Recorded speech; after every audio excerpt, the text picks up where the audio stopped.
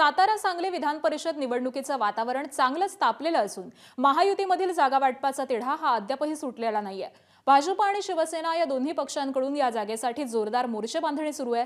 Social मीडियावरती मुख्यमंत्री देवेंद्र फडणवीस यांचा एक व्हिडिओ व्हायरल झालाय। या व्हायरल व्हिडिओमुळे आता या निवडणुकीला एक नवा आणि अनपेक्षित असा ट्विस्ट मिळालेला असून राजकीय वर्तुळामध्ये उलटसुलट चर्चांना उधाण आलंय।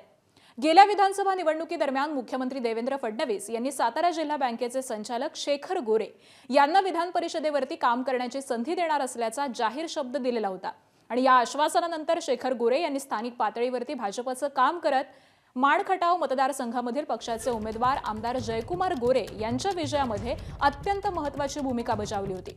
आता सातारा सांगली विधान परिषद निवडणुकीची ही रणधुमाळी तोंडावरती आलेली असताना हा व्हिडिओ समोर आल्यामुळे फडणवीस आपल्या शब्दाची पूर्तता करणार का याकडे सगळ्यांचं लक्ष लागलंय। शेखर गोरेंनी आपले एक स्वतःचं नेतृत्व तयार केलं आहे, समाजामध्ये आपली एक ओळख तयार केलेली आहे।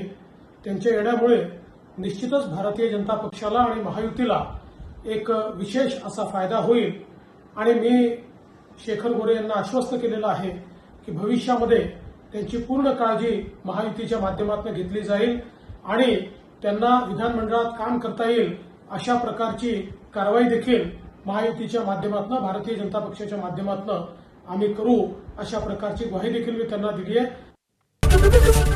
एबीपी माझा, उघडा डोळे बघा नीट।